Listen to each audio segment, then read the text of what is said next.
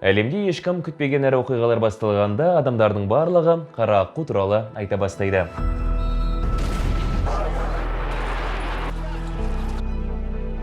Қара аққу бұл қор нарығындағы ең үлкен құлдырауды білдіреді. Бүгінгі видеода бұл термин нені білдіреді және қашан келесі осындай құлдырау оқиғасы жүзеге асатынын алдын ала болжауға бола ма, әлде болмай ма, анықтап көреміз. Сіздермен бірге Расыл Миразбек, бұл Жусан инвестициялары. Ал кеттік. Қара аққу дегеніміз әдетте өте сирек және болжау қиын, бірақ уақыт өте келе сол жағдайға қарап, неліктен олай болғанына қисынды жауап алатын оқиға. Осы теорияны алғаш рет америкалық математик және экономист Насим Талиб айтқан еді. Талиб белгілі бір оқиға қара аққу ма әлде олай емес пе екенін анықтайтын мына үш факторды ұсынады. Біріншісі, күтпеген кезде орын алуы. Яғни сарапшылар да оны алдын ала болжай алмайды. Екіншісі, елеулі салдардың болуы. Үшіншісі, оқиға жүзеге асқаннан кейін оның рационалды түсініктің пайда болуы. Талиптің айтуынша, мұндай оқиғалардың жарқын мысалы ретінде бірінші дүниежүзілік соғыс, КСРО-ның ыдырауы, 2001 жылғы 11 қыркүйектегі лаңкестік акт және 2008 жылғы әлемдік қаржы дағдарысын келтіруге болады. Айтпақшы, Қазақстанда болған қаңтардағы оқиға оны да қара аққуға жатқызуға болады. COVID-19-да қара аққулар қатарына жата ма деген ой келген шығар сізге. Бұл пікір көпшілік арасында өте танымал. Нағыз қара аққулар секілді пандемияда бүкіл әлем қамдастығы үшін күтпеген жағдай болды және арты үлкен кризиске алып келді.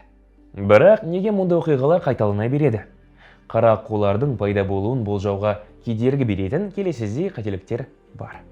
Көпіршік эффектісі.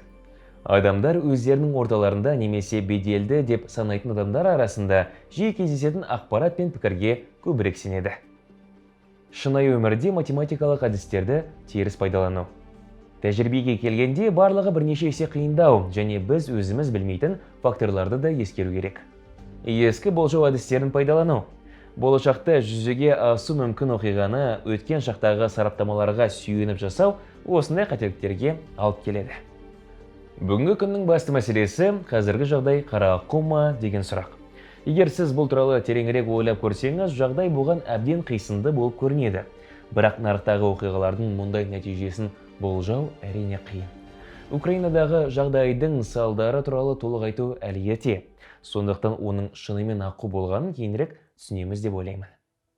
Қара аққудың алдын алу және оған қарсы әрекет ету маңызды сәт болып есептелінеді. Әрине, әрқашан өз активтеріңізді қорғауға тырысу, сондай-ақ мұндай жағдайларда дер кезінде жауап бере алу керек. Ең бастысы, паникаға бой алдырудан сақтаныңыз. Мұндай кезде эмоцияны жеңіп, өз стратегияңызды ұстау қиындау. Бірақ сіз осыны жасай алсаңыз, түбі жеңіске жетесіз. Әр позицияға өзіңіз үшін take profit, stop loss, яғни минималды шығын деңгейін, ақшаның әрі қарай өспейді деп есептейтін кезді қойып тастауыңыз керек. Осылайша сіз ақша қанша құласа да, сізде нақты деңгей мен мақсат болады. Әрине, компания құрдымға кеткенге дейін күтіп қарап отыра бермейсіз. Бірақ ең басты point эмоция мен сыни сәтті бақылау қажет. Әртараптандыру. Бұл сіз талай рет естіген қарапайым кеңес. Бірақ оның маңызы жоғары. Әртараптандыру саясатын жүргізгенде тек секторлар бойынша ғана емес, актив кластары, валюта, ел және инвестициялау мерзімін де ескеріңіз. Табысыңыздың бәрін бір себетке салмаңыз. Сол кезде портфеліңіздегі балансты сақтап қалуға көмектесу мүмкін. Көбірек сатып алыңыз. Мен bet the dip стратегиясын қатаң ұстануды жақтамаймын. Бірақ қазір акцияларды сатып алудың жақсы уақыты шығар. Дегенмен нарық әрқашан қалпына келеді және сіз осы сәтті мәңгілікке жіберіп алуыңыз мүмкін. Осы видеоның астында Украинадағы жағдай шынымен де қара аққу ма әлде олай емес пе пікір таластырып көрейік. Екі ел арасындағы оқиға біраз уақыттан бері шиеленісіп келсе де, ешкім соғыстың басталатынына сенген жоқ. Комментте өз пікіріңізбен бөлісіңіз. Видеоға лайк басыңыз және барлық әлеуметтік желідегі парақшаларымызға да жазылуды ұмытпаңыз. Келесі кездескенше аман сау болыңыз.